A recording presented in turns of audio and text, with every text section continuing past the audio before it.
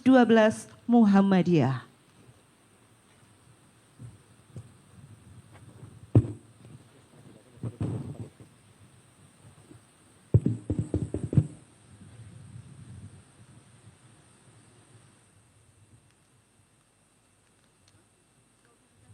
Bismillahirrahmanirrahim.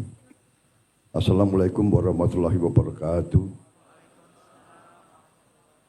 Salam sejahtera bagi kita sekalian. Shalom, salve, om swastiastu. Namo Buddhaya, salam kebajikan. Saudara-saudara, bapak-bapak ibu yang saya hormati,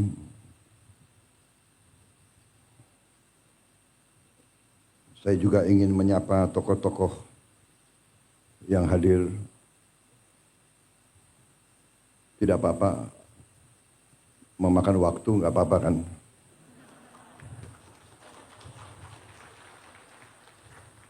Panitia, Pak, saya dibatasi nggak di sini?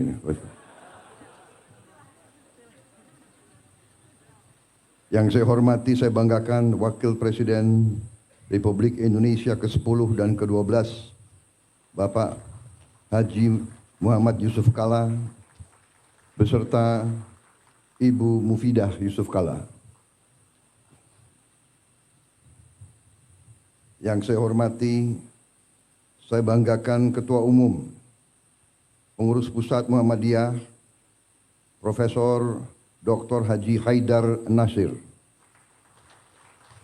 beserta para kiai, para ulama, serta para pimpinan Pusat Muhammadiyah dan seluruh keluarga besar Muhammadiyah yang saya hormati dan saya banggakan. Ketua Umum PP Aisyah, Ibu Salmah Urbaniah, beserta ibu-ibu pengurus Aisyah yang hadir.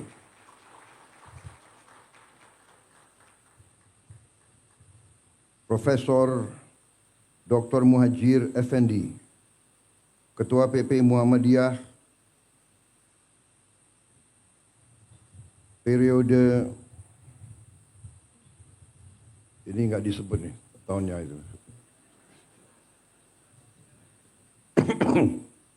Pak Teddy ini menghadap saya habis ini. Ketua Umum PP Muhammadiyah 2005-2015 Bapak Din Samsudin yang saya hormati. Kok agak ngumpet di belakang itu? Pak Din itu kawan saya waktu masih muda. Sekarang agak muda. Ketua Dewan Perwakilan Daerah Republik Indonesia Bapak Sultan Najamuddin, para menteri dan wakil menteri Kabinet Merah Putih, tadi sudah disebut banyak sekali, tapi nggak apa-apalah disebut sekali lagi. Menko Bidang Pangan Dr. Zulkifli Hasan, Menteri Pendidikan Dasar dan Menengah, yang juga kebetulan Sekretaris Umum PP Muhammadiyah Profesor Dr. Abdul Muti, Menteri Pertahanan Letnan Jenderal TNI Purnawirawan Safri Samsudin, Menteri Perdagangan Saudara Budi Santoso, Menteri Desa dan Pembangunan Daerah Tertinggal Saudara Yandri Susanto, Menteri Kehutanan Saudara Raja Juli Antoni, PhD, Menteri Kelautan Perikanan Saudara Sakti Wahyu Trenggono, Menteri Lingkungan Hidup Saudara Hanif Faisal Nurofik, Panglima TNI Jenderal TNI Agus Subianto, Kepala Kepolisian Republik Indonesia Jenderal Polisi Listio Sigit Prabowo. Jadi kalau Kapolri dan Panglima TNI nama terakhirnya itu Prabowo Subianto.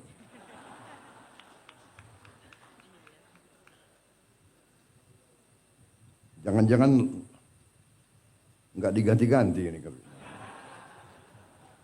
Jangan-jangan.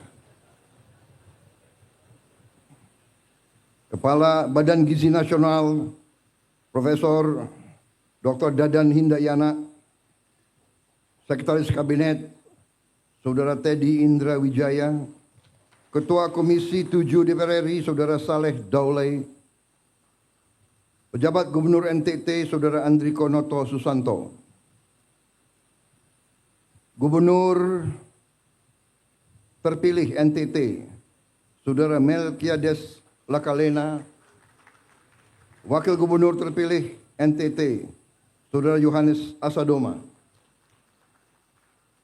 Wakil Menteri Luar Negeri, Saudara Anies Mata, PhD, Wakil Menteri Pendidikan Dasar Menengah, Dr. Fajar Riza Ulhaq, Wakil Menteri Dikti, Sains dan Teknologi, Profesor Dr. Fauzan, mantan Rektor Universitas Muhammadiyah Malang,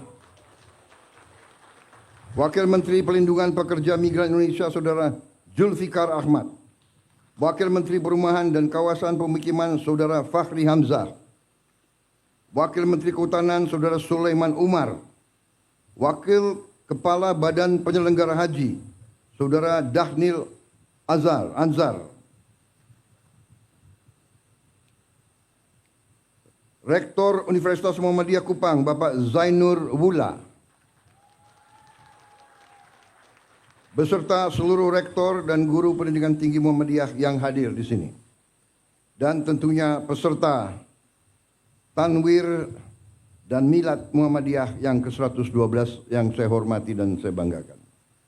Tadi saya baca banyak tokoh-tokoh karena ternyata banyak sekali di antara mereka juga yang ada hubungan dekat dengan Muhammadiyah.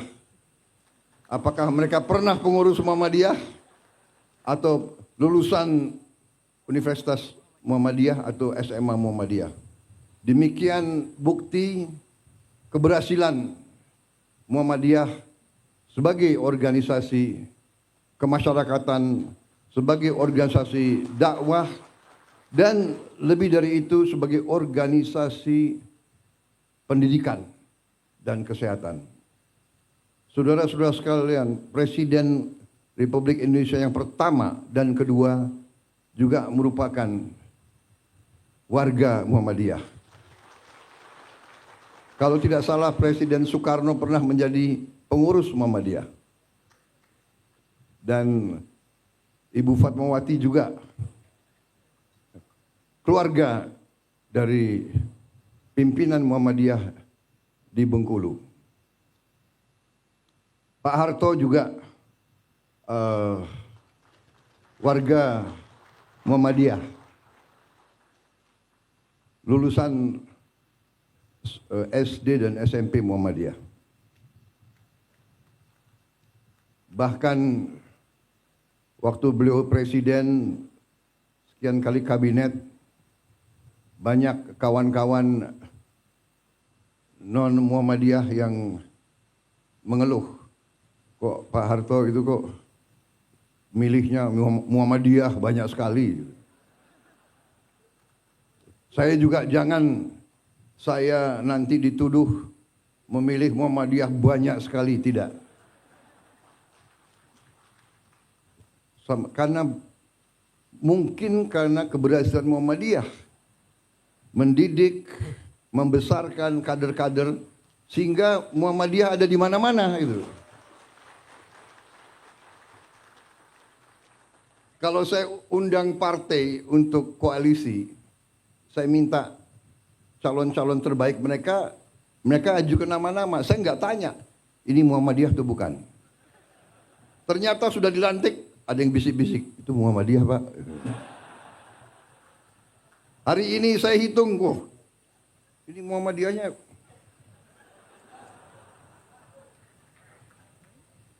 Saya juga baru tahu Budiman Sujatmiko ini alumni SMA Muhammadiyah Yogyakarta. Memang Muhammadiyah ada di mana-mana ini.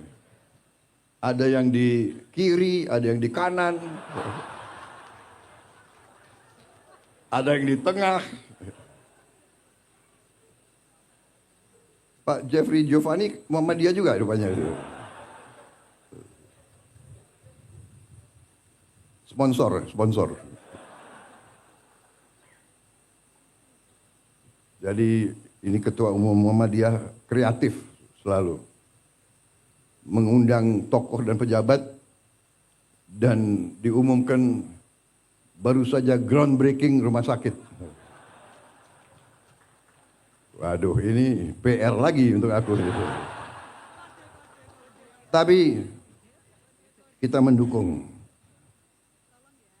Karena memang pendidikan dan kesehatan adalah kunci kebangkitan suatu bangsa. Jadi memang peran Muhammadiyah saya kira sangat tepat. Muhammadiyah kalau tidak salah hitungan terakhir memiliki 167 perguruan tinggi,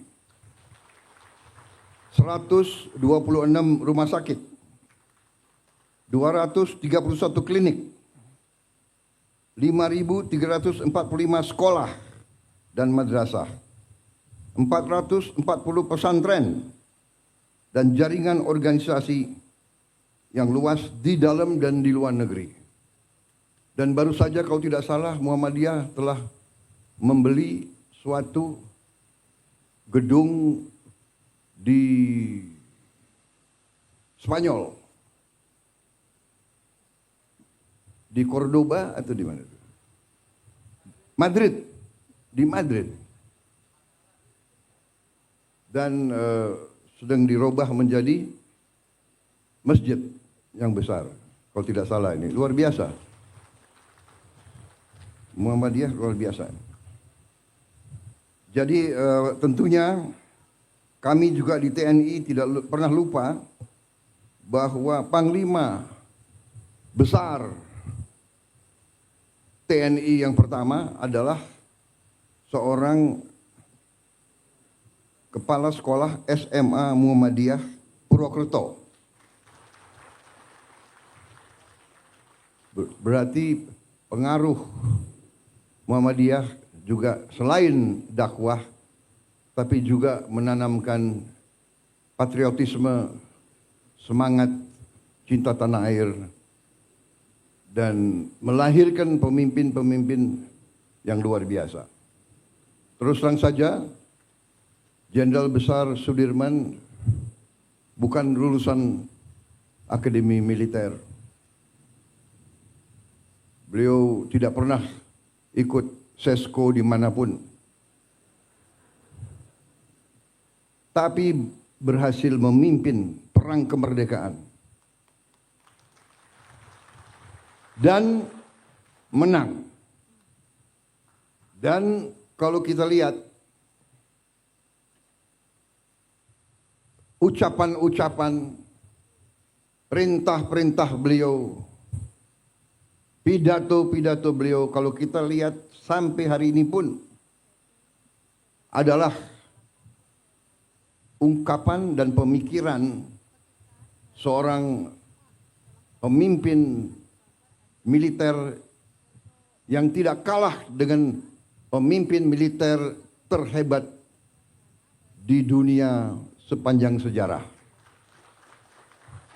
Artinya, walaupun beliau mungkin dianggap hanya seorang kepala sekolah SMA, tetapi pasti beliau mendalami, membaca, belajar secara otodidak, sehingga beliau mampu untuk memimpin sebuah perjuangan kemerdekaan. Saudara-saudara sekalian,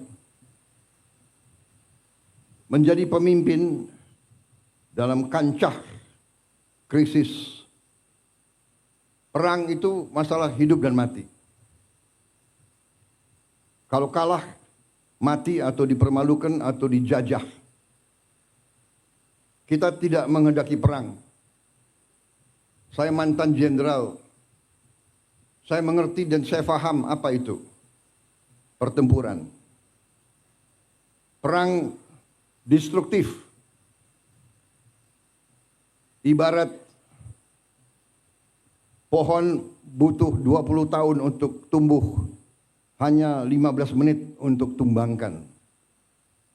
negara, masyarakat, desa pun, provinsi pun, kota butuh ratusan tahun untuk berdiri dan berkembang. Hancur dalam beberapa menit, hancur dalam beberapa saat. Karena saya mengerti itu, saya terus berjuang, terus memimpin dengan mengajak, mari kita belajar dari sejarah, mari kita waspada, mari kita galang persatuan, mari kita hindari perpecahan, mari kita hindari konflik. Saudara-saudara, ini situasi yang kita hadapi. Di tengah saya diundang di acara ini, saya ingin mengatakan bukan pengurus Muhammadiyah yang harus terima kasih saya hadir. Saya yang terima kasih karena saya merasa tidak hanya kehormatan, tapi saya merasa penting bagi saya untuk bisa bicara kepada tokoh-tokoh Muhammadiyah, kepada para guru, kepada para ustadz, kepada para ulama.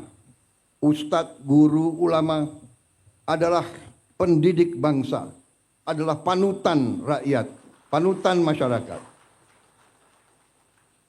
Sekali lagi saya katakan, apa yang kita lihat hari ini, situasi dunia mengajarkan kita, memberi peringatan kepada kita agar kita waspada, agar kita bersyukur. Kita harus bersyukur negara kita hari ini kita tidak dibom. Hari ini Masjid Istiqlal masih berdiri. Hari ini Universitas Muhammadiyah masih utuh. Pabrik-pabrik kita tidak dirusak. Saudara-saudara sekalian, mari kita buka televisi, kita buka YouTube, kita lihat apa yang terjadi di hampir setiap negara, apalagi negara Muslim. Lihat, jangan percaya Prabowo. Lihat apa yang terjadi di Gaza. Lihat, anak-anak tidak berdosa. Angka terakhir diperkirakan 5.000 anak di bawah umur 1 tahun mati terkubur. Ribuan lagi kita tidak tahu. Belum anak di atas 1 tahun, belum orang tua, belum ibu-ibu. Libanon, jutaan warga Libanon mengungsi, hilang rumah. Tepi barat, saudara-saudara sekalian, belum Ukraina, ya Ukraina jauh, tapi perang Ukraina mengakibatkan harga pangan naik di seluruh dunia. Ya, Gaza jauh, tapi itu saudara-saudara kita. Apa poin yang saya ingin sampaikan, saudara-saudara? Jangan kita anggap damai itu adalah biasa. Jangan kita anggap kita tidak menghadapi ancaman. Kenapa kita harus waspada? Karena kita kaya. Bukan kita ke negeri Belanda, orang Belanda ke kita. Portugis ke kita, Spanyol ke kita, Prancis ke kita, Inggris ke kita. Dari dulu sampai sekarang.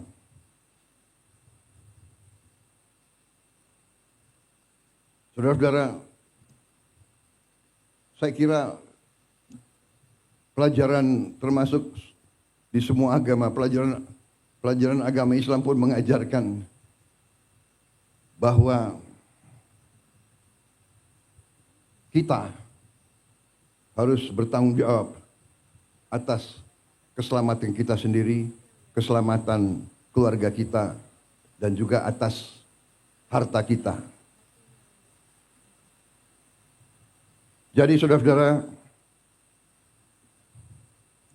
dalam kondisi penuh ketidakpastian, di mana hitungan sekarang adalah di Eropa terjadi kurang lebih 17% kemungkinan perang nuklir. Ini pengamatan pakar-pakar di Eropa. Karena negara barat mengizinkan peluru-peluru jangka jauh, jarak jauh mereka menyerang Rusia. Rusia sekarang mengatakan dia boleh menyerang negara-negara barat. Menggunakan senjata-senjata yang paling mutakhir. Belum Timur Tengah. Belum di Asia. Taiwan dan Korea Utara. Kalau tidak salah tadi malam pemerintah Korea Selatan menyatakan keadaan darurat di Korea. Jadi saudara-saudara, marilah kita jangan terlalu lengah, jangan terlalu santai. Kita non-blok, kita tidak memihak. Kita menghormati semua negara. Itu maunya kita. Tapi saudara-saudara, 40% dari seluruh perdagangan dunia lewat lautan Indonesia. 40% seluruh perdagangan seluruh dunia lewat perairan kita. 70% energi Tiongkok, Korea, dan Jepang lewat perairan Indonesia. Bisakah kira-kira kalau terjadi perang besar, bisakah kita tidak terseret? Untuk itu kita butuh kepemimpinan politik yang handal. Dan kepemimpinan politik yang saya maksud bukan kepemimpinan politik yang hanya dari pemerintah.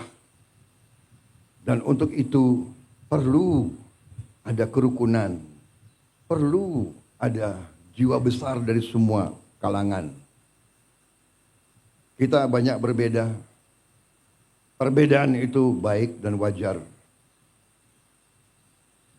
Kita berbeda suku, kita berbeda agama, dan untuk itu saya ucapkan hormat saya kepada Muhammadiyah. Saudara buka lembaga-lembaga pendidikan tidak hanya kepada umat Islam, tapi buka untuk semua. Saudara telah memberi contoh dalam toleransi, dalam kehidupan inklusif, dalam kehidupan saling hormat menghormati, dalam kehidupan saling menjaga, saling mendukung. Ini sangat penting. Ini sangat penting. Ada pihak dari semua agama, dari semua ras dan semua suku yang selalu mau mengambil garis yang keras. Fanatisme agama, fanatisme suku, fanatisme ras, fanatisme budaya dan sebagainya. Justru ini yang melahirkan peperangan.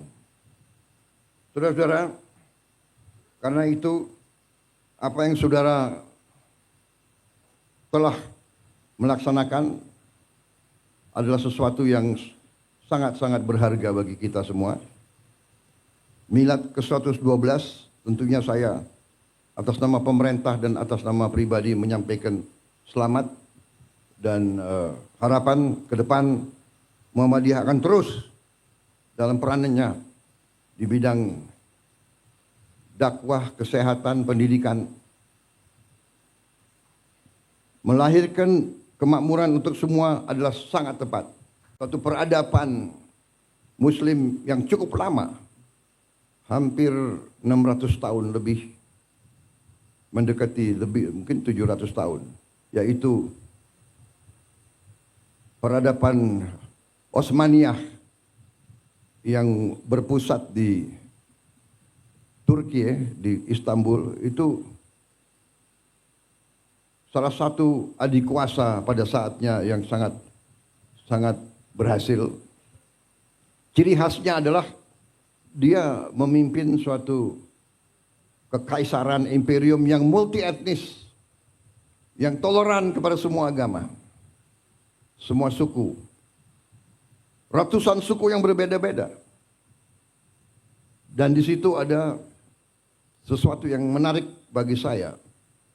Untuk memimpin ratusan tahun dan memimpin imperiumnya begitu luas, dia memiliki suatu akademi. Akademi gubernur. Akademi gubernur itu sebetulnya inti pelajarannya yang saya tarik itu satu paragraf yang bagi saya menarik. Dia ajarkan ke semua calon gubernur. Jadi bupati-bupati yang disiapkan jadi gubernur masuk ke akademi ini, dan pelajarannya sangat banyak tentunya, tapi ada satu yang sangat sederhana. Diajarkan di situ, tidak ada negara tanpa tentara yang kuat.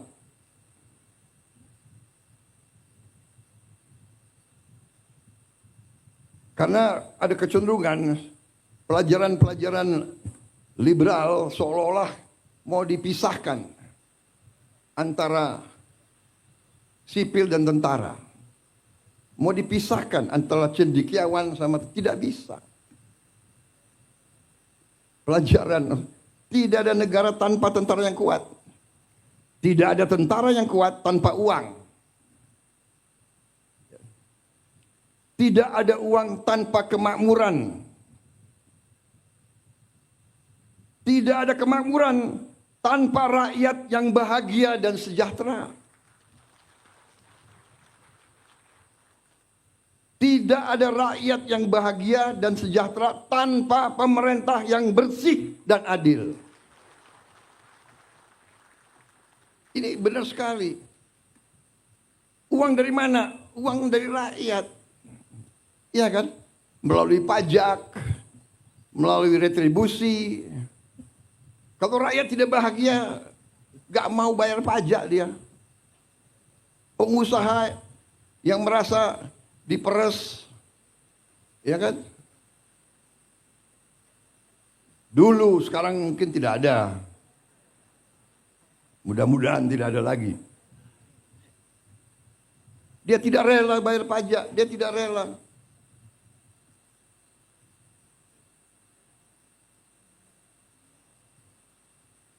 Jadi artinya dari pelajaran itu, kenapa tentara, dan ini tentunya dalam tentara berarti tentara, polisi, pemerintah ini harus kuat dan baik. Tapi tidak mungkin kalau uangnya tidak cukup. Uang tidak cukup, ya dia bisa bertindak. Kita diajarkan oleh senior-senior kita. Tentara yang tidak disiplin sangat berbahaya. Gerombolan. Tentara yang tidak setia kepada tuannya berbahaya. Siapa tuannya tentara? Tuannya tentara rakyat. Rakyat yang membayar tentara. Sepatunya, kaos kakinya, bajunya, semua dari rakyat. Kalau rakyat itu tidak bahagia, tidak sejahtera, dan mereka tidak mungkin bahagia dan sejahtera kalau pemerintah itu tidak bersih dan tidak adil. Ini pelajaran saya kira, bukan kita nyontek, kita perlu belajar dari yang baik, yang berhasil. Dan setiap peradaban tentunya ada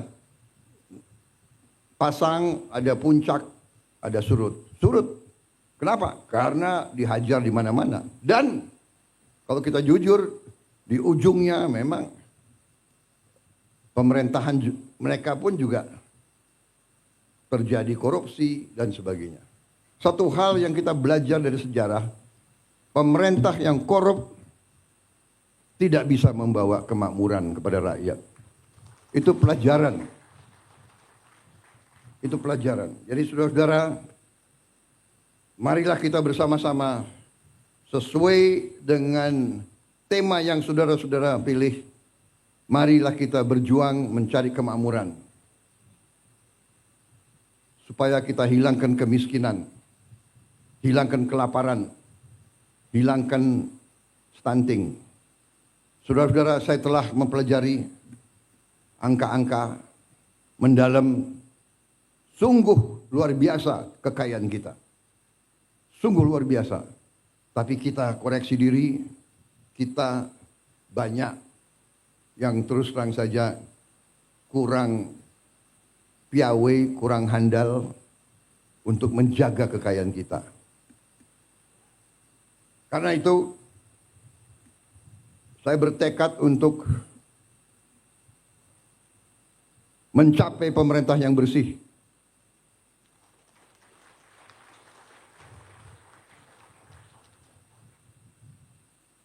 Dan ini tidak gampang. Ini sangat sulit. Bahkan saya tahu, saya ditertawakan, saya diejek. Tapi saya sudah biasa diejek. Mana mungkin menghilangkan korupsi di Indonesia? Mana mungkin menghilangkan kemiskinan? Mana mungkin menghilangkan kelaparan? Apa? Mau kasih makan bergizi. Hahaha, ketawa. Di awal mereka tertawakan saya dan saya tahu mereka mengancam saya. Saya tahu saya diancam. Nanti harga saham, harga indeks saham akan turun. Di hari-hari pertama saya luncurkan gagasan makan bergizi, sudah muncul. Saya mengerti. Saya ini cukup lama jadi orang Indonesia. Saya mengerti. Saya mengerti. Ada ancaman terbuka, ada ancaman halus. Ada senjata yang terbuka, senapan, meriam, ya itu. Tapi sebelumnya ada senjata-senjata lain. Senjata psikologis, adu domba, fitnah, hoax. Ada ancaman terhadap ekonomi. Saudara-saudara, Pak, karena gagasan makan bergizi, harga saham indeks turun. Saya bilang, saya jawab ke mereka itu, saya kasih tahu ya, biar saya nggak punya saham, saya bilang. Dan rakyat di desa-desa tidak punya saham. Benar.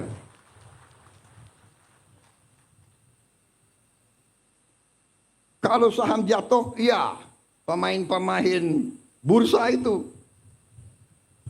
Siapa yang main bursa di sini? Menteri-menteri, ayo ngaku. Fahri Hamzah kayaknya, yuk. Ada bukan orang kaya saja main saham, tahu nggak?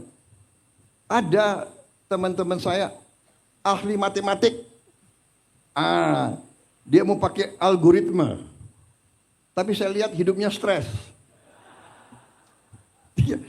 Tiap detik lihat TV, lihat apa itu? Wah, harga saham turun 0,0 sekian. Oh, panik dia. Hitung lagi. Aduh, hidup stres, aku enggak maulah. Dan saya kasih tahu itu, main-main saham itu kalau orang kecil ya pasti kalah. Itu untuk orang kecil itu biasanya sama dengan judi itu. Yang menang yang bandar, yang besar, yang kuat, ya kan? Ini Pak Trenggono itu mantuk-mantuk. Jangan-jangan Pak Trenggono punya algoritma. Dia itu. Ada ahli matematik yang saking pinternya dia berani ke kasino. Hitung. Main apa? Roulette itu. Pakai algoritma itu, Cok. Tapi enggak serius, saudara-saudara. Kemudian ada yang mau ancam mata uang kita. Ada juga mau ancam. Saudara-saudara, ternyata bernegara itu, keyakinan saya dasarnya adalah beberapa hal yang fundamental. Yang pertama adalah kemampuan bangsa itu menghasilkan pangan.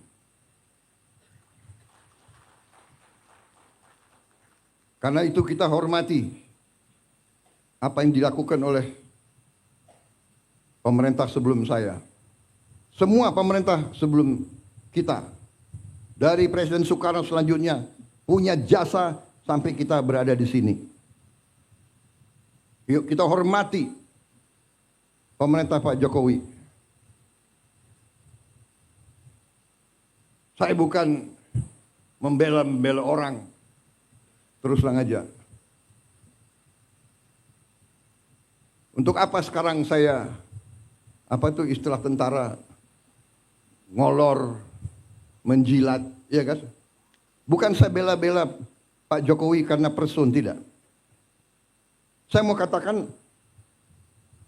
apa adanya.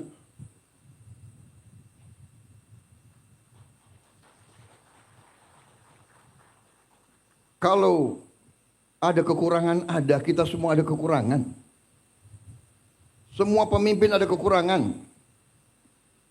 Jangan memfitnah, jangan menyerang. Kita semua punya kekurangan. Mau buka-bukaan. Yang gak enak. Kita diajarkan nenek moyang kita, orang tua kita. Mikul duwur mendem jero. Orang tua hormati yang baik. Kita sebagai yang muda berani juga ngoreksi. Tapi ngoreksinya dengan cara yang baik, yang sopan. Saya kira itu ajaran ustadz-ustadz saya. Saya bukan orang yang terlalu baik.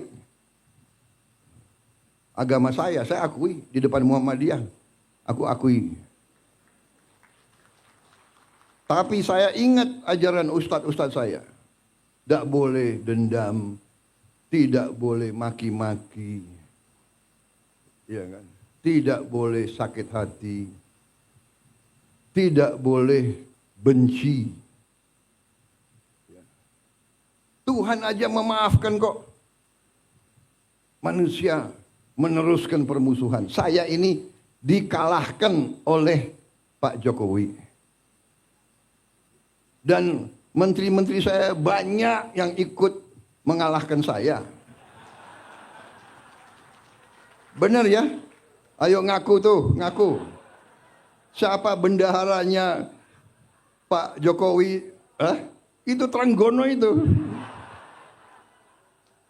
Ayo ngaku ini. Ini banyak ini menteri-menteri saya itu. Tapi sudah ini kan perbedaan itu biasa, persaingan itu biasa sudahlah. Tapi sesudah itu, ayo kerjasama, ayo. Nyatanya saya tahu ini, dalangnya Trenggono ini. Tapi jadi wakil saya di Kementerian Pertahanan. Akhirnya saya dibilang, oh Prabowo pakai banyak orangnya Jokowi. Tidak, bukan orangnya Jokowi. Saya pakai orang merah putih. Saya pakai anak Indonesia. Iya kan?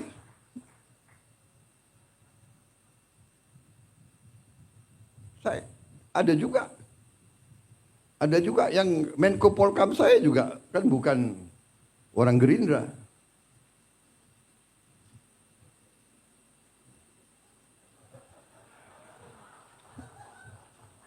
Dia memang non partai. Tapi saya ambil satu. Yang saya ambil, saya yakin di dalam hatinya semua itu cinta merah putih, cinta tanah air. Jadi tidak ada masalah. Di pilkada ada yang menang, ada yang kalah, sudah, ya kan?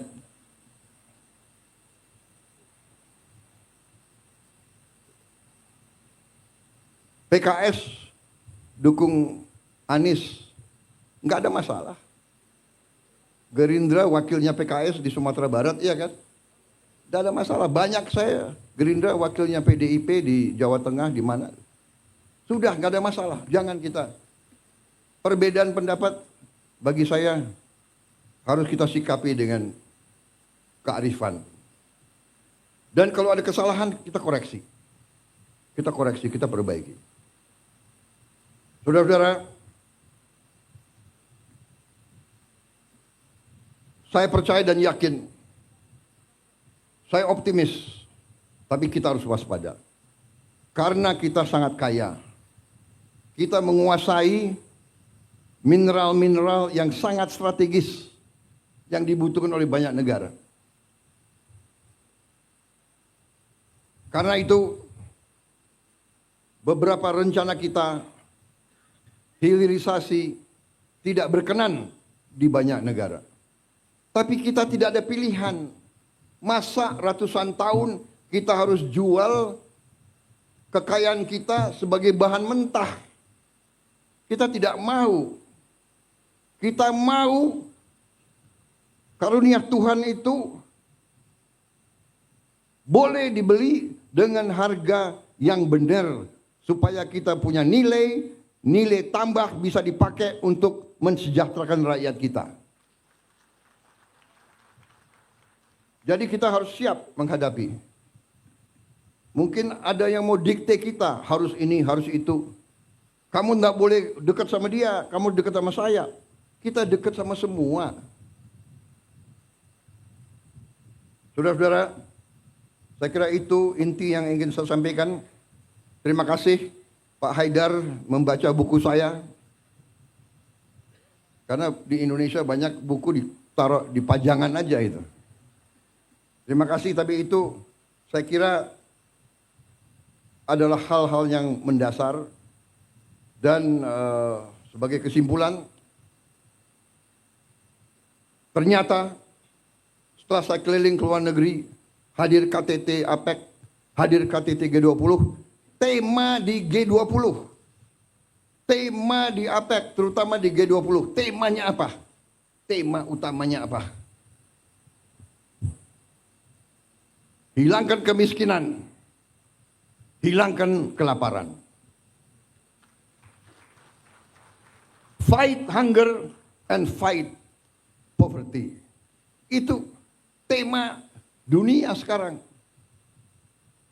Kemudian ke arah menjaga lingkungan hidup kita. Kita nanti berada di garis depan.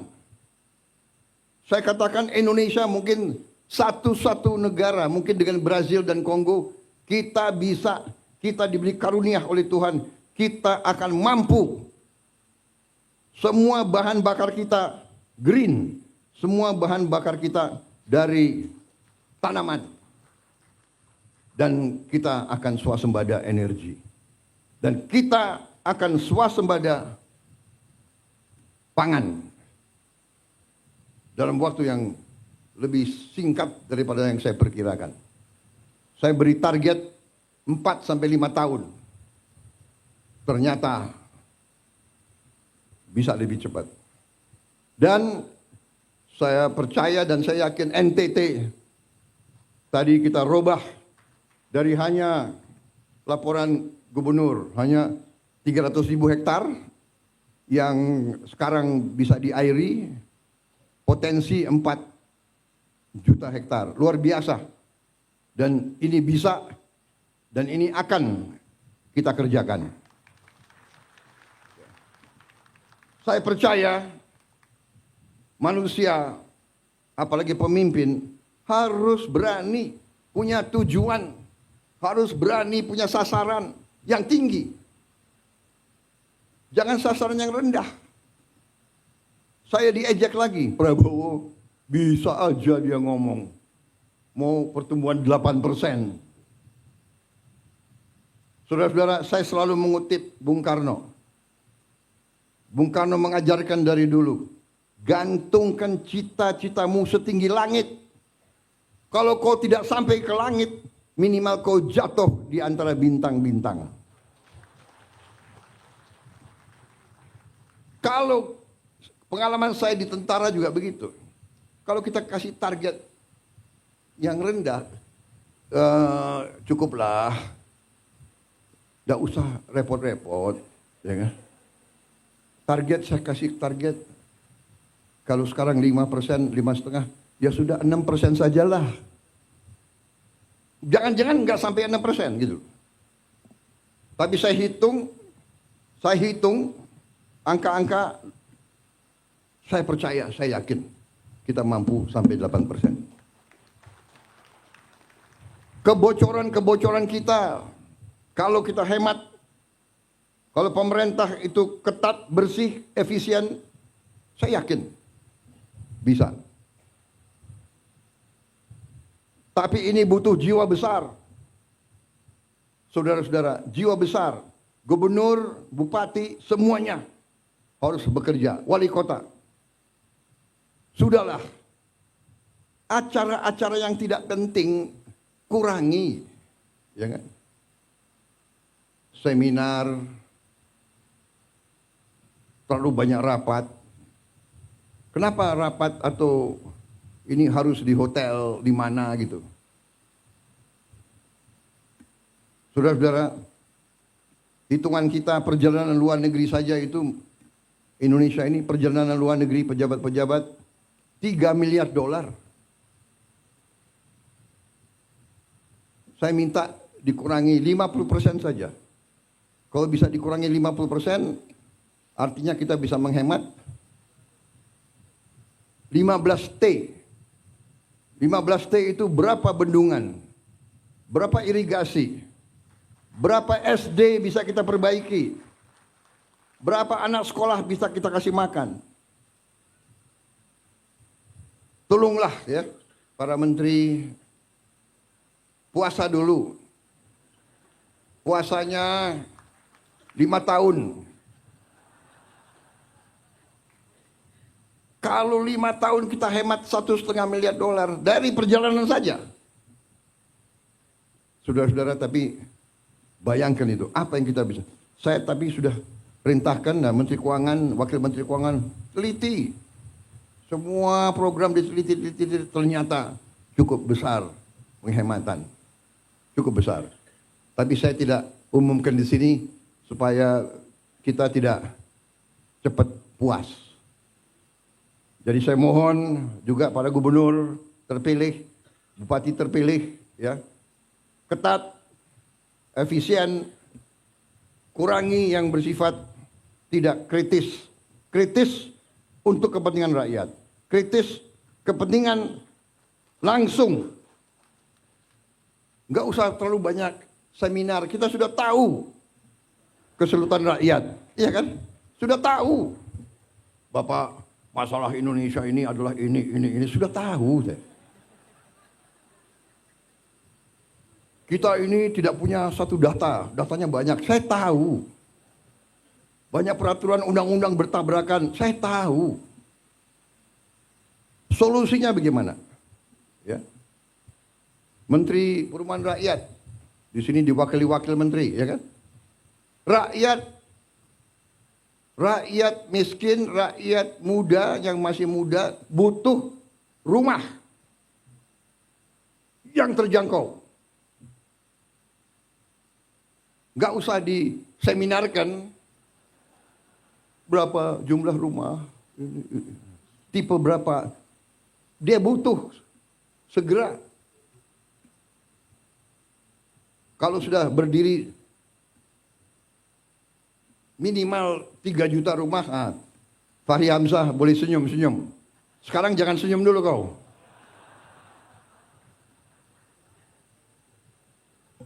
Terima kasih saudara-saudara.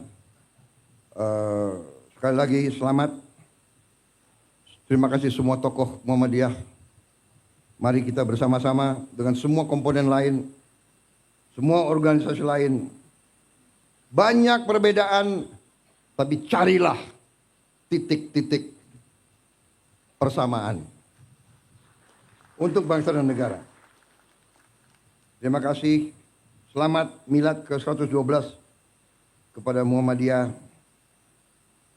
Berbaktilah terus kepada bangsa, rakyat, umat. Teruskan apa yang sudah saudara-saudara laksanakan dan saudara-saudara buktikan. Wassalamualaikum warahmatullahi wabarakatuh. Shalom salve, Om Swastiastu, Nama Budaya, salam kebajikan. Terima kasih kehormatan diberikan kepada saya bisa berbicara di sini dan bisa memberi pengarahan kepada saudara-saudara sekalian. Saudara-saudara berjasa, bekerja, kadang-kadang tanpa dilihat. Terima kasih. Selesai. Selanjutnya, persiapan prosesi pemetikan alat musik sasando. Berkenan mendampingi Menteri Koordinator Bidang Pangan, Ketua Umum Pimpinan Pusat Muhammadiyah, serta Ketua Panitia Penerima Sidang Tanwir dan Resepsi Milad ke-112 untuk naik ke atas panggung. Sasando berasal dari bahasa rote sasandu, yang berarti alat musik yang berbunyi atau bergetar.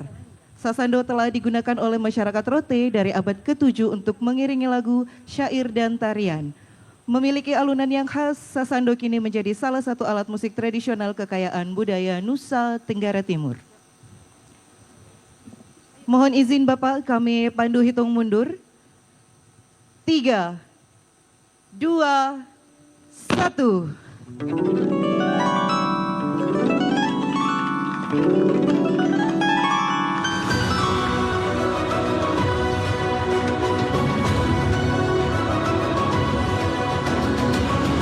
Dengan demikian, sidang tanwir dan resepsi milad ke-112 Muhammadiyah resmi dibuka. Demikian rangkaian acara pembukaan sidang tanwir dan resepsi milad ke-112 Muhammadiyah selesai.